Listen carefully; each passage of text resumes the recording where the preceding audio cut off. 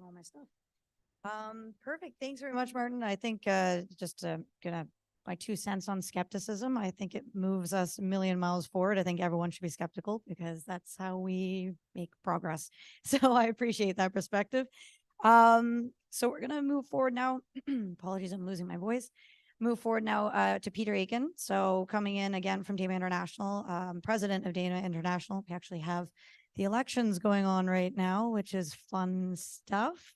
So for those of you who don't know how it works, each of our chapters vote collectively for the board members that are up for election. So yes, we'll keep Peter in mind for sure. Very, very happy that he was able to come out here. So brief bio, really old is how it starts. Really old, but I've seen lots of stuff. That gives me a good basis for comparing things. Like working with inspired individuals, horse husband and a musician, great with deadlines and agreements, have a deep expertise in IT related areas, and I'm happy to share. The presentation that we're going to have today is 1.5 billion US. Yes, it can be done. What follows is an overview of various methods used to account for portions of this outrageous total. Taken together, they illustrate a number of patterns that may exist in your own organization. This material also incorporates aspects of communicating about data and data storytelling. And just 2 seconds, I also just want to mention, if you're going to go in the stream room, I'll mention those two quickly, but I know this is kind of our highlight of the day here. So progress and lessons learned, future plans. So that's going to be by Annette Cooper from Calgary. And then we also have applying AI guidelines and guardrails, which is Kimberly Navala out in Edmonton. So those will be up in the rooms upstairs if you'd like. And if not, I'm going to pass it off to Peter.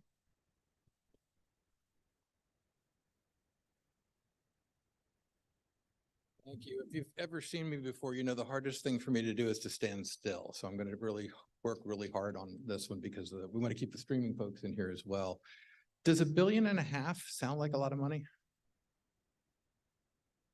I started adding it up over the years, and the goal of this talk is really to help you all understand how you can do this as well, because I guarantee you there are really good success stories sitting around the room here. And the more you're able to articulate that, in particular upwards, the more successful your efforts will be all the way around. Now, I also realize we're dealing with a lot of government here, and government is not always about money, but I have a lot of government examples in here. But if you just substitute the word mission for money, it actually works out pretty much the same way. So let's dive in a little bit. Again, what we're going to talk about today is a little bit of motivation to get started on this. And what I'm going to do then is do some examples, and you can see I've put the numbers in there. They range from 250 British pounds all the way up to $900 million. Again, these are just some of the examples. There's a much longer version of this, but it's not all about money. So I've got some non-monetized examples, and we'll finish off a little bit of legal that might be important to the world, let's just say, as we go a little bit further forward. So diving in at first, data is not broadly or widely understood. And everybody who approaches it from a different perspective. I had a young lady wander into my office one day and say, I found a data company that's doing just exactly what I want to do. And I queried her, and she was a report writer in the sense that once a month she pushed a button and it produced a report, and she thought she was a data person. By the way, she got paid $100,000 for this. I said, keep with your day job, but get a little education in there as well. So just like the elephant and everything else, data people come in from a different perspective. So we learn parts of it. Again, I'll say very clearly, data science at this point is rewarded for coming up with new things. We need to also incentivize them to create new and useful things. That's a very important distinction. We reward our academic colleagues all the time for new stuff. I sat down one day at another university, watched somebody store information in fractal form. Cool, interesting. Turns out that a couple back of the envelope calculations revealed that if computers got to be 100,000 times faster at a faster rate, so really bending the curve, we might be able to get that stuff out in 1 billion years. Now, if it's an encryption algorithm, maybe that's exactly what we want, but probably not practical for day-to-day use. Data has these incredibly unique properties. It's obviously completely underutilized in most organizations. Most of you are here because of that. And quite quite frankly, willing to say that most of you are a little frustrated that you haven't been able to do more with your own native talents and skills and teams that you've put together. Data is nearly unlimited in value. It's not really visible, which means if you don't have a competent visualization partner in that era, management doesn't get it, right? So it's a little hard. It's cheap to keep and transport. It's free, if you will, to make copies until they throw you in jail for making a copy of it, but yeah. Impossible to clean up if you spill it. 80% of the data in your organizations is rot. Oh, great. So we invited an American come up here to insult us, right? No, rot is an acronym. It stands for data that is redundant, obsolete, or trivial. And the only argument I've gotten in 40 years is our data is 85% rot or 90% rot. Now, think just very quickly, if you're supposed to be putting all your data in the cloud, you're really making the cloud vendors quite rich, but not actually helping your organization in much. And probably all of it is of unknown quality. In fact, I would not ask you to raise your hands, but how many of your organizations, if you were in a private room, would you be able to say all of our data is of unknown quality? That's a little scary, right? Again, I won't ask you to raise your hands. The other part of this, though, is that data-specific education is generally non-existent outside of IT. So good that we're getting better about it in IT, but we also need to get better about it in all of the other subject areas. I was talking to a historian a little while ago. Forget who that was, but it's one of the wonderful things about these conferences. You have these crazy conversations that are just really, really stimulating. Does history deal with data? Oh, yes, absolutely. It's inconsistently taught across the spectrum. Again, I can't talk specifically about Canada, although my first trip to Canada was to come up to Waterloo to review some of the intern programs that Waterloo has. And if you've participated in that, it is a fantastic program that they have. Also spent a fair amount of time up at NATE, which is also doing some really, really good work in there. Most of the data problems, though, are lacking a business context, and that's a big challenge all the way around. And here's the part that gets a little bit scary. If we're not teaching our knowledge workers about data, how did they learn about it? And the answer is trial and error. Again, Evan, you were asking the question of how many failures do we have and things like that. Imagine just for a moment that all of your knowledge workers out there are trying to learn about data. And I like to use this particular little snippet. This is a guy named Wally Easton. You can look him up on the internet. Now, Wally's learned how to do something. Keith, can I get the sound on that? Thank you. So Wally's pretty good, right?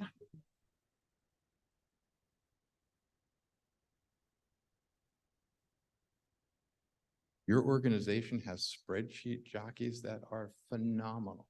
They've got people that do all sorts of things that you could show them a faster, better, cheaper, and less riskier way to do in your organization. So we have to, as national priorities, as international priorities, standardize some of these tools so that the organization doesn't have to learn 10,000 ways not to build a light bulb. It leads to what I call a bad data decision spiral. And the idea is that business makers are not data knowledgeable, neither are technical decision makers, and consequently that leads to a series of bad data decisions. Those bad data decisions, of course, then lead to poor organizational treatment of assets and poor quality data, which of course then leads to poor organizational outcomes. This is tough because it means when we start to complain and back up from this, you've got a lot of explaining to do. I use that little sample of Morgan Freeman there. He says, this is wrong, right? Well, agree? This is wrong, right? Let's just pick on Salesforce for a minute. Great software. I have seen so many instances of organizations implementing Salesforce by, let's just say, November 1st. Why? Because that's an IT goal. We've got it in, the software's done. Of course, we know that IT is not perfect, so it's missing usually what we call the 3 T's, training, testing, and transformation of the data. That gets kind of compressed in the schedule as we run into entirely predictable IT delays around there. So we put in Salesforce, and everybody turns Salesforce on and goes, it's rubbish. Now, I don't believe that Salesforce is rubbish, but I also don't believe that our customers, the people who are using the data that we put in Salesforce, can tell the difference between Salesforce being rubbish and the data in good software, Salesforce, being rubbish. And that's a very fine point. So we've got to do a lot better on all of that in order to do it. Everybody remember the number 42? We heard it in one of the standards talks earlier, right? What's 42? Thank you very much. That's exactly correct. We have both happened to read the Hitchhiker's Guide to the Galaxy, which has as a subplot, the white mice and the dolphins turn out to be in charge with us as the experiment. They create a gigantic supercomputer. It runs for 300 centuries. And at the end of 300 centuries, it says the answer to life, the universe, and everything is, thank you very much. And you guys are going, I'm sorry, what are we talking about here? Well, 42 was also Jackie Robinson's jersey number. Great movie. Confused already? Well, it was my age 42 years ago. No, that's not right. It's my age 22 years ago. There we go. I had maths, right? Yeah, I'm not that old. What I've done, of course, is pair a couple of different meanings with facts. And this is really how you describe this in an objective fashion. This is actually out of our US DoD. We've been using these definitions for quite some time. Helps a whole lot when you're talking about the differences between data and information. So I gave you 3 different meanings for the number 42. You guys can look at those numbers and decide which one is appropriate. In fact, the management of those details is very, very important for all of this. When you get up to the information layer, though, we also want to find out what of that data is useful to us. We don't want to do everything, just entirely too much, and we can't boil the ocean. The difference between data and information is that data that has been requested by somebody can be objectively identified as information. And this makes a very good truism. You can have data without information, but you cannot have information without data. Finally, if we want to get to our highest level on all this, depending on what decade it is, we use the intelligence or we use wisdom or knowledge management at this top level. And that's of the data that was requested, which of it can we define as strategic use? Now, you guys are getting all the slides here, so don't worry about trying to copy these things. I go really fast, but that, of course, represents an architectural structure that if the organization agrees on it, solves a whole lot of problems right up front. And this model in and of itself is a most basic form of metadata as we start to pull this together. Reminds me of my high school Maslow education. Anybody remember Maslow from high school? Of course we do, right? If your food, clothing, and shelter needs are unmet, then you cannot be safe. The bottom layer is a necessary but insufficient prerequisite to getting to the next layer above it. If you're never safe, you'll never be part of something that's bigger than yourself, like a DAMA chapter. Okay, yes, absolutely. And do we love DAMA? Yes, this is one of the things that's passionate, very common about data, because we are all passionate about this. The longer we go back, how many years? 30 years at this point? Pushing the noodle up the hill? Yeah, exactly. Exactly. And if we aren't part of something that's bigger than us, then we don't really know where we end and where everybody else starts. So self-esteem becomes the next layer up, and we get to the top level, it's self-actualization. Well, that's wonderful to say. If you go to the TED Talks, this is now called flow. So you're in flow if you're doing this. Why am I talking to you about it? Well, data is a lot like this. There's all this stuff in the technology area that are great tools, and we need to have those tools, but you can't just jump into AI, right? It doesn't work. It's the tip of the iceberg. You guys all know that. Foundational practices in here are critically important in order to figure out what you need to do. And if you do these things, it will help with the others. It won't solve them, but these are necessary but insufficient prerequisites. Notice the things on the top I labeled as technologies. The things on the bottom are capabilities. These are the things that will build your organization's muscle memory so that they know how to do these things. And yet I still get people even after this talk who come up to me and say, great, Peter, I hear all that. Can we do it faster? And the answer is sure. If we do it faster, it will take longer. If we do it faster, it will cost more. If we do it faster, we will deliver less. And if we do it faster, it will present greater risks to us in order to do this. Yes, nobody likes to be told that their data stuff is getting in the way of organizational progress. But if we do it right, we have a much better chance of actually building on it. Tom Redmond just gave a really nice talk upstairs earlier today. He's one of the people that have put these terms together. We'd all like to be data-driven, data-centric, data-focused, data provocateurs, whatever. Anybody know what this stuff means? Yeah, I don't either. So you have to get some objective definitions in place, because if you just say, let's be more data-centric, and you don't give anybody any guidance, we've achieved it. Probably not where we want to be though, right? So I had to do a little bit of thinking on this to come up with it. Poor data generally manifests itself in a bunch of different ways as multifaceted organizational challenges. Every organizational data problem is filtered through an IT system or through some set of business processes, sometimes a series of both. And so these business challenges out there look like a bunch of different problems, but careful analysis will oftentimes reveal that connecting all those dots shows you that solving one data problem can solve 10, 15, 20, 25 data problems out there in the world that are not recognized as data problems. Root cause is part of this data governance process. We have to be able to go back and diagnose this. So when the committees are sitting around and trying to figure out what to do, put them to work, find these root causes that are pulling all of this in order to, because I contend that all organizational challenges have data roots. Think about it.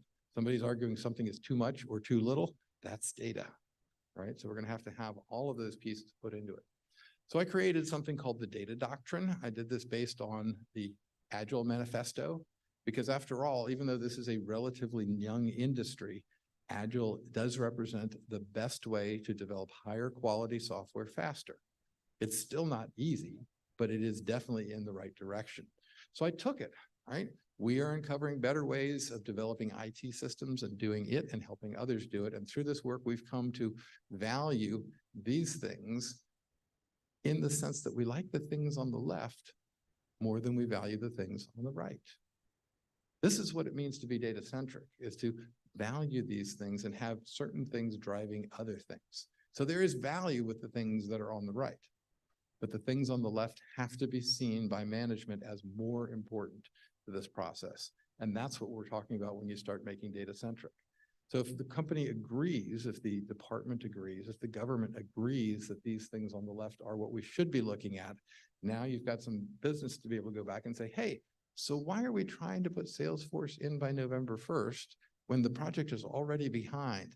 Let's be realistic about it. Make sure that we put data of known quality in Salesforce so that we can then move forward with a good experience for the customers and cost less too.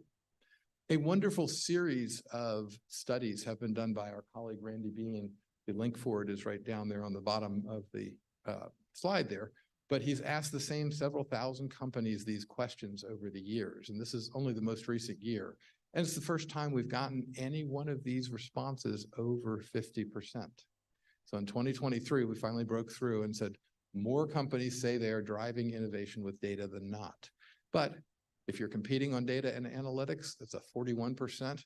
If you're managing data as a business asset, you're only at 40%. You're trying to create a data-driven organization. That's 1 in 4 organizations, and 1 in 5 claim that they have forged this data-driven culture. These are not the most important pieces from this survey, though. The most important piece from this is this one. I'm going to show you the last couple of years' data.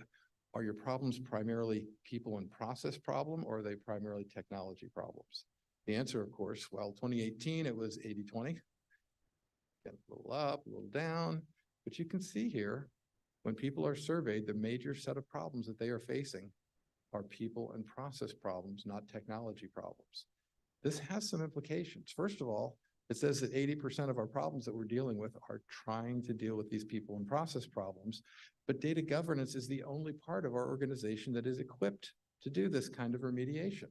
We have to be able to do that. If we can't apply those statistics there, then we might as well just go back and start pushing numbers around. I debated whether to include the next little piece on here, but after the farts and ice cream, how can you resist, right? So what are we doing? We're spending way too much time munging our data. Is that a term you guys know? Munging? Okay, well, let's see what these guys say. Munge is to wipe someone else's nose. I mean, not munge. Munge is to wipe somebody else's nose. Now, I'm pretty sure that's not where we're going. Munge, according to Wikipedia, are doing all the things that you need to do to get the data ready to be consumed by your systems. And again, it falls exactly into that 80-20 pattern in there. Computer jargon, removing punctuation, parsing it, restructuring the data, whatever it is. And unfortunately, the more we keep this as an opaque process, the more management thinks we're witches, right? And we don't want them to think that. We want them to think these are very careful processes that we've gone through and put in place. Everybody wants to do better data analysis. Where would you guys like to have the percentage of munging here if we're going to do this? 50%? Some data preparation has to be inevitable, right? If we're just going to transform. So that would mean we're spending 50% of our time in munging the data and 50% of our time actually analyzing the data. How much do data scientists get paid? A lot. And we want to use their time as efficiently and effectively as possible. So what would a good ratio be? Well, that would be ideal, right? Somebody else says, let's turn it to 80-20. That'd be even better, wouldn't it, right? Everybody knows the reality is exactly the opposite of this. We're taking our really expensive data science resources and putting them on tasks with spreadsheets when there are much better tool sets, much better techniques. Julian, you agree on this one, right? Yeah, absolutely. You know. By the way, I want to see more about your job stuff. That's really interesting. Everybody recognize JAWS?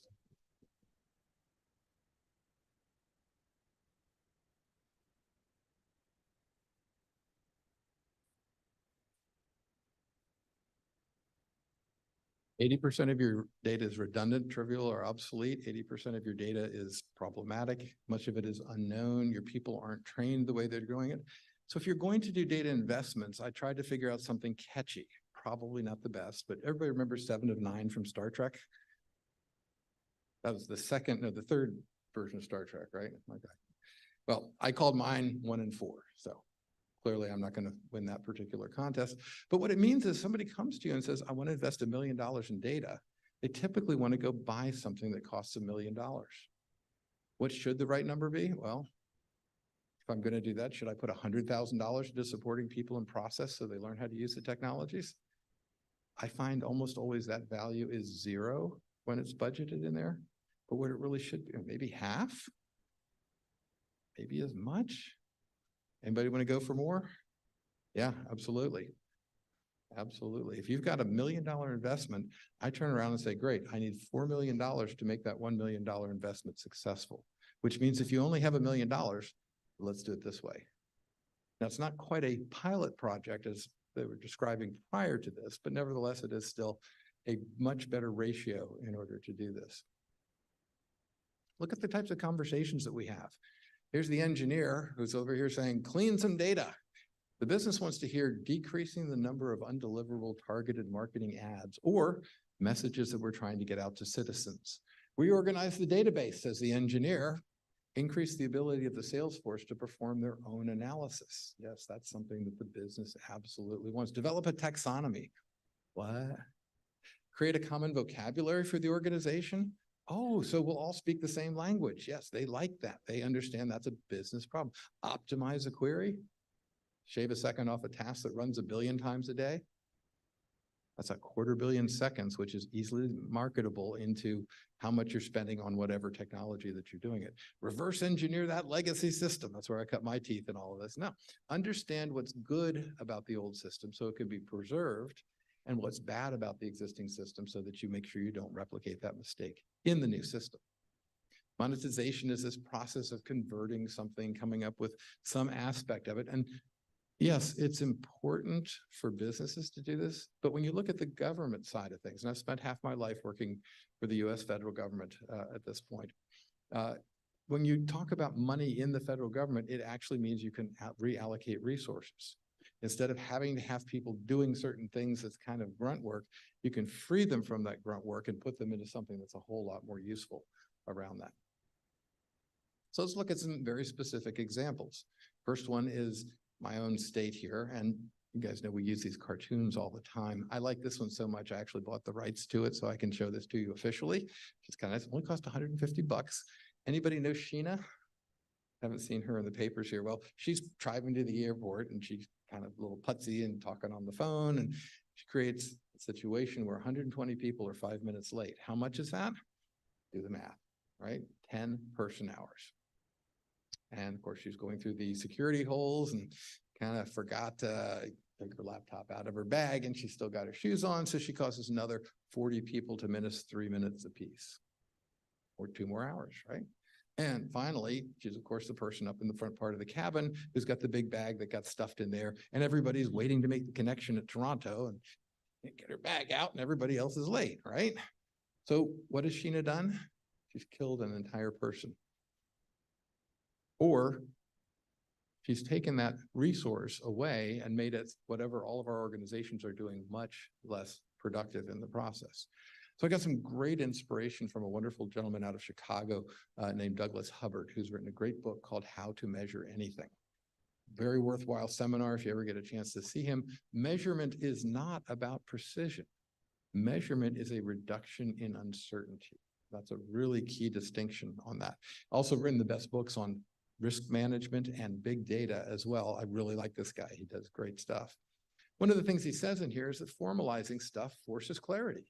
Write down the assessment, right? Write down the numbers that you think you have. Whatever your measurement problem is, it's been done before. You've got more data than you think you have. You need less data than you think. Almost every model that I look at benefits from being simplified rather than being made more complex. Getting more data is pretty economical at this point in time. We know how to do it. We know how to exchange data between parts of the various government pieces. And you probably don't have the data that you need to have in order to do that, but somebody's done it. It's amazing how many people are starting a data analysis and they never Google to see if somebody else has done this data analysis before.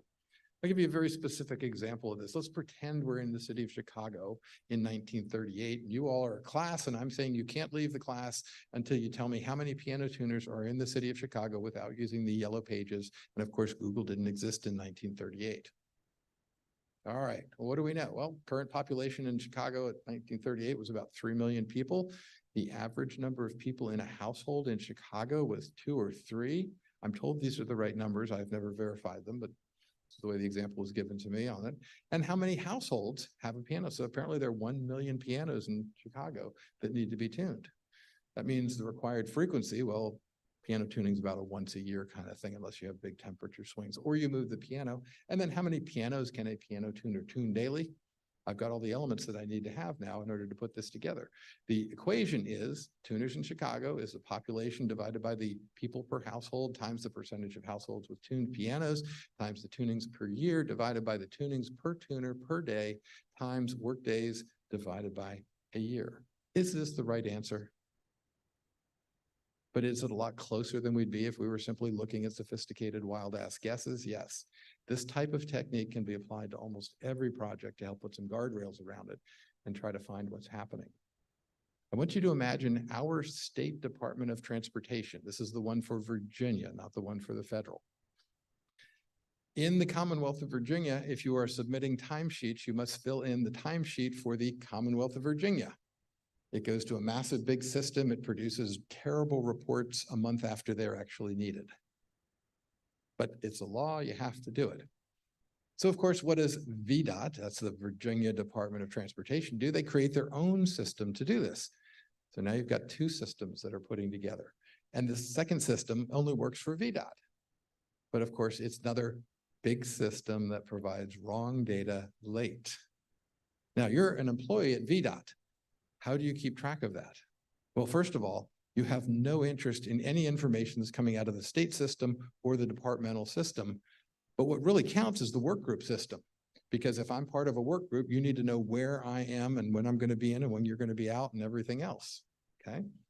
Well, now I've got 3 systems as a worker that I have to fill out, which means I have a 4th system as well, which is my own personal system to make sure it matches up with the other. Yes, this is a real life story.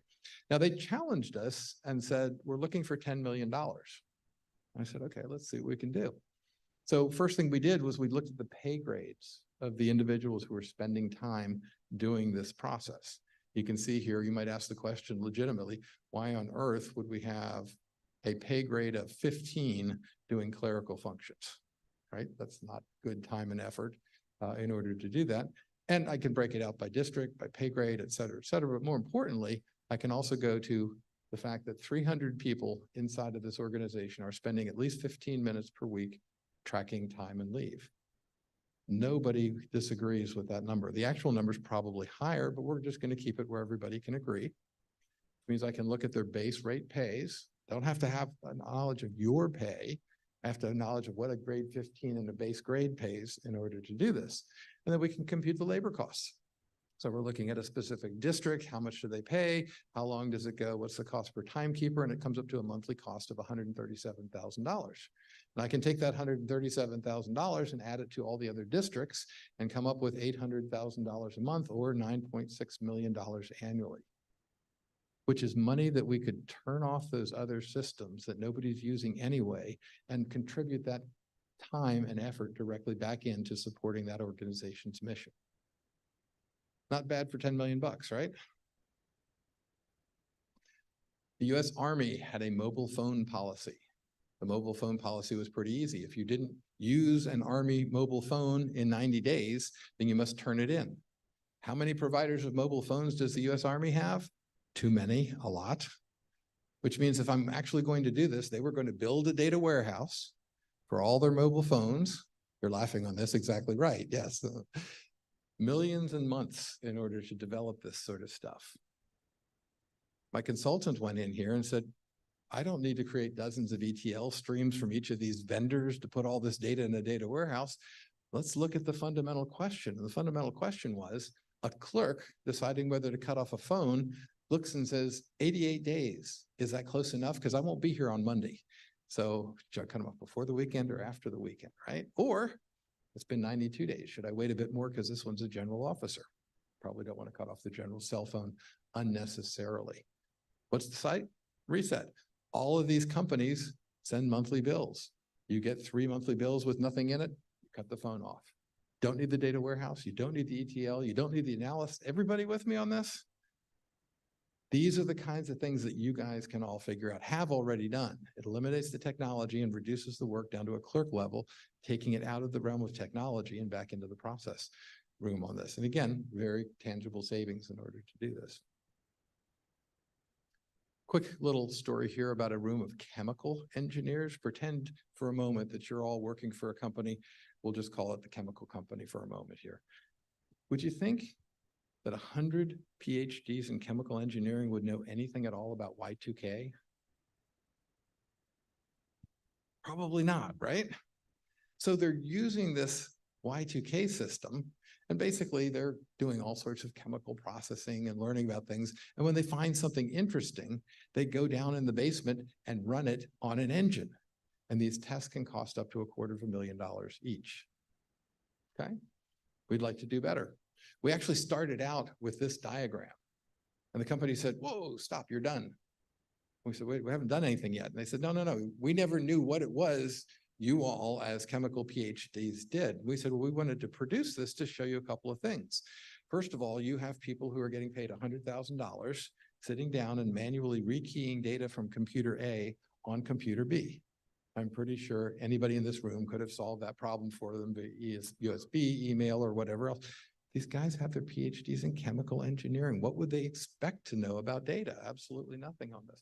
That they're moving things around still using USBs, which means data can only be in one place at one time, so we have no opportunity to introduce parallelism into the task.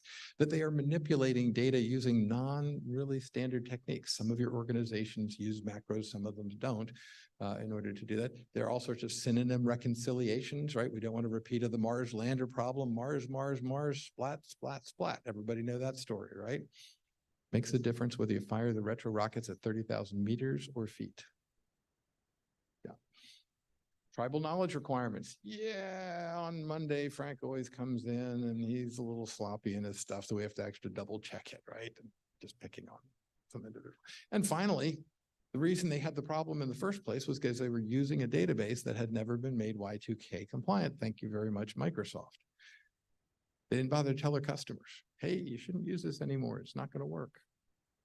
So we look at what happens in this situation here, and I'm a little skeptical of these results, but they claim they are getting $25 million a year more productivity out of a group that they're only investing $10 million in salary in.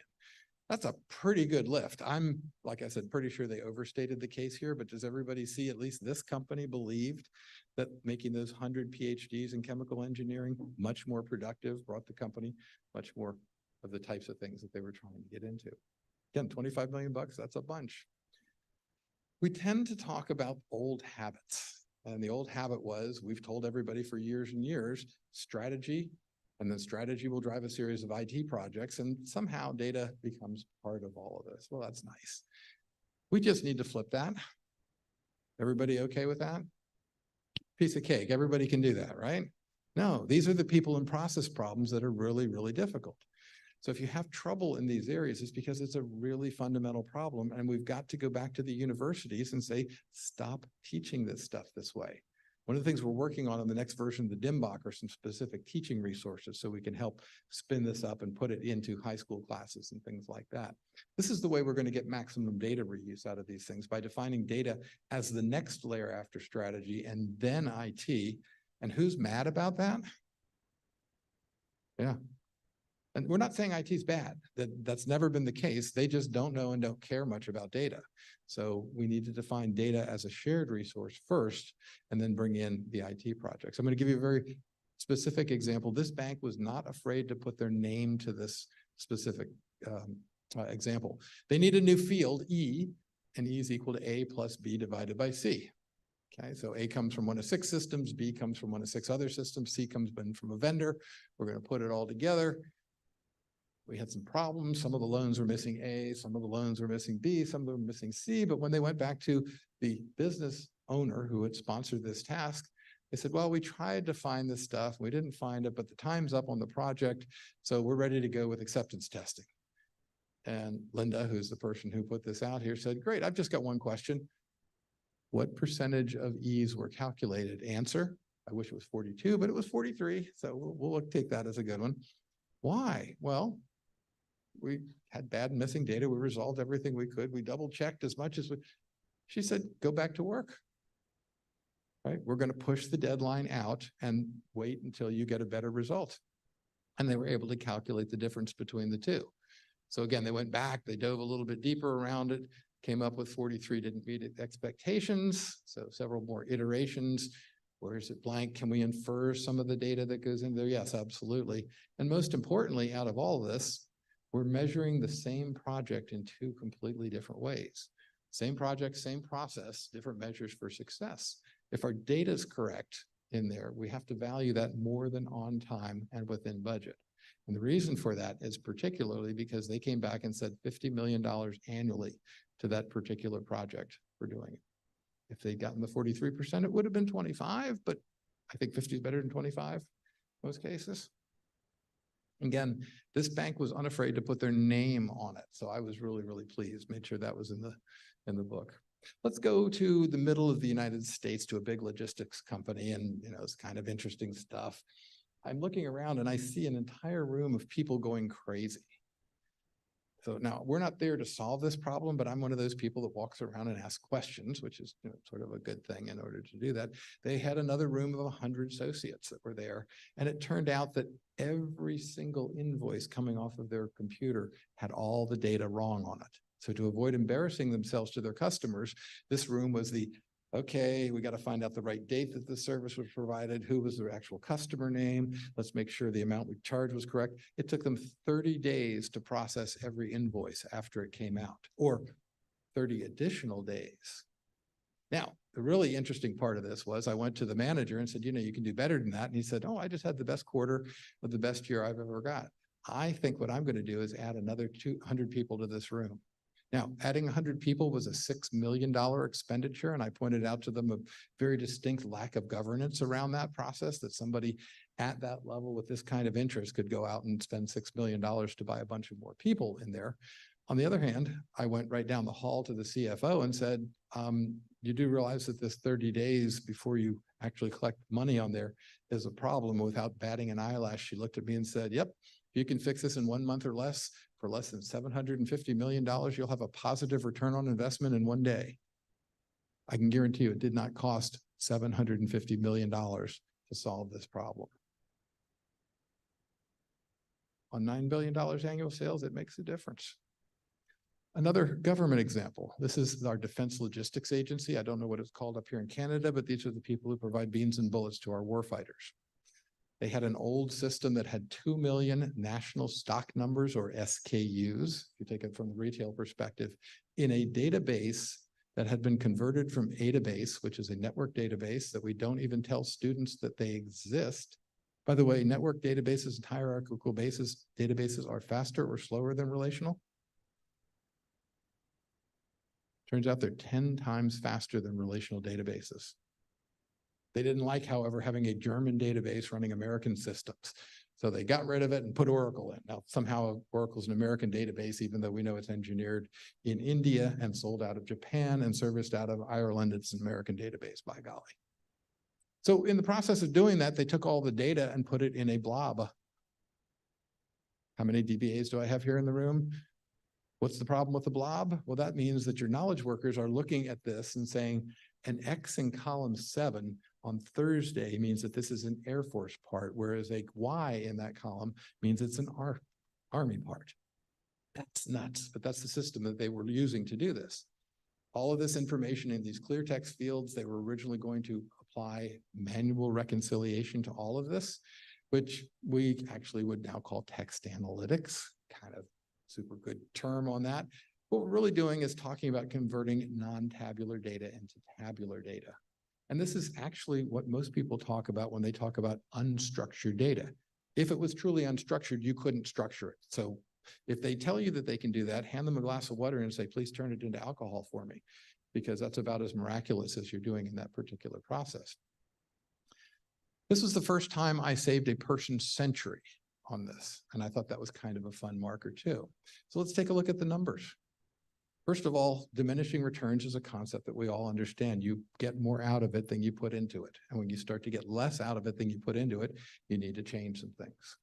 So we started out the first week, and I'm going to put a number on these and say it costs $10,000 a week to go through. Okay, that's just a number. It's not actually real. If I could have gotten that, I'd be sitting on the beach in Bahamas or something like that in order to do it. But by the week 4, we had managed to solve 55% of the problem. Cool. And we had found 11% of the data, 12% of the data was completely ignorable. So the problem space was getting smaller. Should we go forward? Well, if we believe that at $10,000 a week, we will get more out of it, then we should continue to go forward. So I'm going to skip over 10 weeks and go to week 14. I've now put in $140,000 into this problem. And I've reduced my problem space to 9% of the original. Everybody okay with 9% of the original problem being a good number to get to? Yes.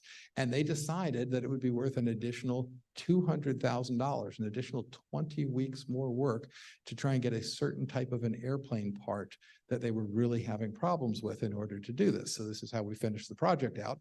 We didn't actually have to go any more than 5 weeks. We got all of that stuff out, 7.6% left, 22% of their data was absolute rot in there, and our success rate here was 70%. So here's our original problem. I got to get all that stuff out of there.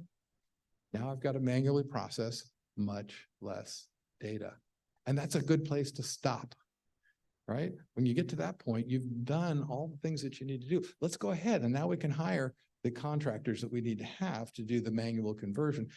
Again, I don't know about y'all, but I'd rather work on the green stuff than the blue stuff in order to do that. The original plan was 2 million NSNs. We'll put the average time to change a data quality problem in there to 5 minutes. So we need 10 million minutes, 48 work weeks a year, 5 days a week, 7.5 hours a day, 450 minutes. Add up the minutes, get how many are in a year. Now I've got 10,000 of these. There's my person year. It's 92.6 person years in order to do this correctly. And at a cost of $5.5 million. What's my problem space been reduced to? Not 200,000. Now I'm revising the plan and it's 150,000. And I bring those numbers straight on down. I've got 750 minutes that I need, only 7 person years, and only $420,000 to do the manual reconciliation of this stuff. By the way, I'm also doing a bit of social engineering. Does anybody see an error that we can put on this sheet that would be really, really good? Anybody think they can actually solve a data quality problem in 5 minutes? Oh yeah, those of you that are experienced are going, so what's the right number? Well, it turns out an hour is actually a better number. But if I only just double this, what is my cost? One of my students told me the other day it was 1010, right? No, that's not math. It's $11 million, right? And if we rub it up to an hour, we've got even more savings in order to do this. Here's a wonderful little piece. Again, a little bit of sound on this one, Keith, for the piece. This is British Telecom just trying to tell everybody in the organization that what they're really looking to do is start to organize their master data. So they spent 250 British pounds on a little exercise.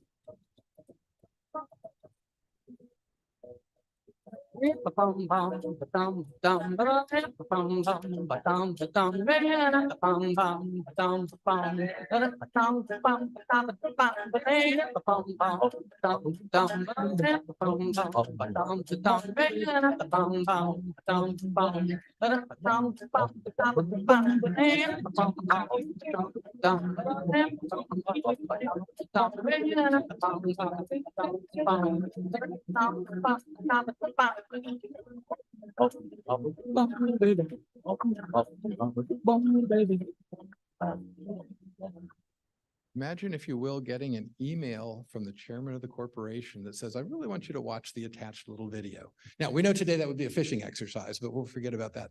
It's a little bit bad internet stuff. They were able to go around, measure the number of times the video had been viewed. They were able to see how many people were actually able to name one of the 7 sisters, which were the 7 stacks of data that they were grouping things into.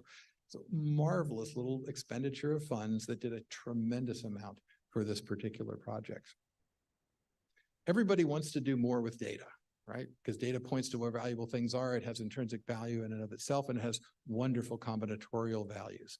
But just doing more with data is not enough. We also have to improve the way people use data because we haven't taught them how to do this. This is why everybody is going after data science, because they don't think that they've done enough training. Actually, you have wonderful expertise in your existing organizations that already know how to do this. And you use data to measure change, to manage change, and to motivate change. If I decide that I'm going to give the sales force a reward for every shirt order that they put through, what is the size of every shirt order going to be? 1 shirt, right? Because salespeople know how to follow incentives. We drive human behavior in order to do this. I'm going to tell you a story about one organization that did a really incredible job of doing this. Rolls-Royce, of all things. So Rolls-Royce creates, at this point in time, the big jet engines, along with General Electric and a couple of other companies that fly us around the world safely. It's much safer to fly on a plane than it is to drive our cars, right? Unfortunately, Rolls-Royce had this sort of old model where they were selling things to the airlines. And they couldn't have conversations with the airlines that they wanted to have.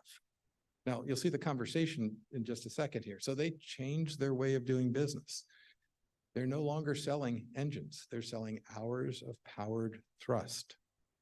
If you didn't catch that little shift there, in one instance, I'm opposite the airlines, but all of a sudden, I'm on the same side of the table as the airline. Our interests are aligned. That gives MBAs goosebumps to do that, right? They had a great name for it, power by the hour, right? And here's one of the conversations that they wanted to have. Rolls-Royce was really, really interested in changing things, okay? So here's how they used to change tires in 1950. But Holland comes in for a pit stop. Time to refuel and change tire. Lou Moore himself changes the tire. Only 4 crew members, including the driver, are allowed to work on the car. It's a tense time. Holland stays in his seat, anxious to get away. Let's watch. I like changing the tire with a hand. The tires are changed at last. A crewman polishes the windshield as Holland moves away just 67 seconds after he stops. Okay, so there's our metric. 2 tires changed, 67 seconds. Watch this one carefully.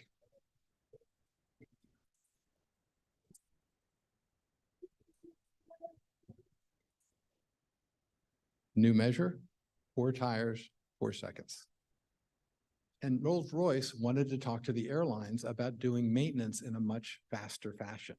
And they kept saying, no, I don't want to talk to you about faster fashion because your engines are great. It's like, no, no, no, they still need maintenance. We have to take them off and put them on.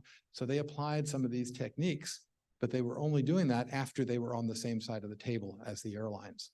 It's called wing to wing. And you might ask, wow, that sounds like a crazy innovation. Turns out this was invented in 1962. Rolls-Royce is out there in front of an awful lot of industries doing really cutting edge stuff. So let's take a couple of quick non-monetized examples here. First one is you have a wonderful set of government facilities located kind of close to here, right? And you have great universities up here who are already engaging. Increase that engagement. I get wonderful classes of students who come in, and we found, for example, a pilot, our motor vehicle administration, that they had been collecting 250 data points on each fatal automobile accident in the state of Virginia for 10 years, but they'd never analyzed any of that data. Hand that to a pile of students. There's academic papers in there. There's all kinds of, and we also came out with recommendations for changing the commercial truck driver's license exam based on that particular analysis. Another one, we have a fourth largest medical research facility in the country at our campus, which is really, really wonderful. But we opened up a palliative care, end of life care unit. And we had a bunch of consultants come in and said, nah, you should close that thing down. And everybody said, why? Well, it costs too much. Getting rid of the unit will get rid of one of the proverbial cash holes that we have in our university systems on a regular basis. Got a grant from the Robert Wood Johnson Foundation that we were able to go back out and look. Again, that's the reference to it, but here's really the key. When you have consultations in these areas, you're able to point to decreases in services consumed. Again, it's a hard conversation to have, but it probably is a very appropriate one. I've got a choice of leaving something to my family or using it all up, lying there for a couple more days. And it's not a very happy subject, but it's something that most people don't think about enough until they get into that. Same type of thing. We had another group that said, hey, our National Research Council said, if you've got 37 patients that have ear cancer, I don't think ear cancer exists, but ear cancer, you can have a grant, right? Well, in order to figure that out, we had to take the people who were doing ear cancer research off of their ear cancer research and start to search through these stupid files manually, trying to find 37 patients so they could go back and get a $5 million grant. Crazy amounts of time and effort in order to do this. 1 month to run a report on some of these things, that's just nuts. We need tighter feedback loops in order to do that. Pulled these things together. Again, I won't reach through all of these bits and pieces, but what we were able to do was take the donor systems that we're helping. So what's happening here, this is the main donor system for DOD, and everybody who goes into the Defense Department is kind of encouraged to give a sample. So if anybody ever needs it, you can go back and get to it. But it was maxed out at full capacity. The entire system was running on a single PC computer in Access. Probably not what you want to be doing, right? So again, work with them for a little bit. And here's the bottom line. We were able to increase the number of safe match donors from 3 in 10 to 6 in 10. It's not where we'd like to be, but it's sure double what we were at before. Again, very tangible results that show people that this stuff actually makes a difference. Another little quick one, not probably so happy. Imagine that you're out in Afghanistan or wherever they're fighting right at the moment, and you do this thing where I'm going to sight my laser beam in here, right? So hit that spot exactly right there, right? We're pretty good at that. But then you realize the batteries are dead, so you change the batteries. Guess where the target is all of a sudden? From changing the batteries, yeah, we call it a strike on our own people. Not happy outcomes. So not all of these are monetary examples, but all of them have some weight to them. One of the projects we were involved with was something called the Military Suicide Mitigation Project. In the United States, more of our warfighters are killing themselves than they are getting killed by bad guys. That's terrible. We've been working on the problem for a long time. I happen to be on the very first piece of this, and we're looking at, various risk factors and trying to figure out what is the maze of all the sources that we have in order to show where these things come up to. And I ended up getting sort of a mapping piece, but I really ended up with, once again, a room of about 100 colonels. And each of these colonels was saying, yes, Dr. Aiken, you can go to row 10 and put an X in column 11, 27, and 32. Sorry, 30 by 30, 29, there we go, in order to do this. Can you imagine trying to operationally work off of a 30 by 30 matrix? That's nuts. So I had a really good favor that I could ask the Secretary of the Army, who came into the room, took one look at what we were doing and said, ladies and gentlemen, I have an announcement to make. From this point on, we're going to call this all my data, and anybody that wants to be able to tell me why they can't use my data to save my soldiers' lives can come see me in my office. Are we clear? It's exactly the reaction that you wanted to get from everybody. We were able to move forward on this in a much better fashion. He probably wasn't authorized to make that decision, but it was the right decision to make. And more importantly, he told me to write it up in the book so that I could make sure that I could inspire other leaders. And here's the really bad news. I've told this story to more than 100 corporate leaders, and not a single one of them will take that step to say all the data belongs to the company, to the department, to whomever it is that is up there at the very top. So we start to understand these communication patterns and get into things along those lines. One last piece on this, kind of legal stuff. No, it's not a pleasant subject, but we're going to talk about January 6th for just a minute. So one of the things that happened was everybody who decided to invade the Capitol that day also decided to take a selfie. And then they went and posted it on social media. Now, the social media du jour at the time was something called Parler. Parler was built on top of crappy software. And as soon as the hacker community saw that they were posting these pictures, they went and downloaded them. So these are sites you can still go to today. Where were those pictures taken? Well, clearly these pictures were taken on and around the Capitol. Cool. Now the newspapers got into it. And they said, what other media do we have? What other timestamps? What other Latin Lounge information can I pull from all of these things? Yep, there's a whole bunch of pieces around that they could get to. Turns out the FBI was the major user of this particular website. This is a collection of everything that happened between sort of noon and about 8 p.m. there. You can drag your scroll down and it'll show you, I've got video, I've got audio, I've got pictures. Oh yeah, the FBI paid a lot of attention to that. In fact, one of the tricks that they did, I'll show you that in a second. Here's one final piece of data that they pulled together on this. These are the users down by the rally stage in the little green dots, okay? And now we're going to move the timeline a little forward, and guess what? Those dots went from the rally to the Capitol. Kind of obvious. Probably illegally obtained phone data, but nevertheless still kind of useful. Why is that critical? Well, so far we've arrested 1,100 people. It's the biggest case we've ever run out of the justice system, and we're getting still even today new pleas in all of these things. Here's one of the really interesting pieces, though. This is a 2D picture of me from my driver's license. You can see it obviously shows 3Ds. Why can we do this? Because if all I've got is a snapshot of bad guy out there, I can still do more. Now, this is still subject to the limitations that were described by an earlier speaker. Imagine if our law enforcement really understood that if they were chasing somebody and they only had a 35% chance that that was actually a correct thing, or that license plate reader error is about 8%, maybe they wouldn't be so overzealous as they go through all of these projects. So to finish up here, what I'd really like you to think about is some really wonderful words of wisdom from Amos Tversky. If you remember the Tversky and Kahneman duo, that they did a whole lot of things around bias. He said, when presented with new information, I don't think to myself, is it true? But I think, under what circumstances can this be true? And I thought that was a really, really wonderful way of describing all of this. So again, I've talked about a little bit about motivation. I've talked about some very specific monetizing examples. And yes, you can add them up to $1.5 billion. Not everything is money. We know that particularly in government, but there's a lot of things that are overlapping and the techniques are super applicable. And oh, by the way, legal gets involved on a regular basis. Has this been helpful? Okay, super. Then my task is done.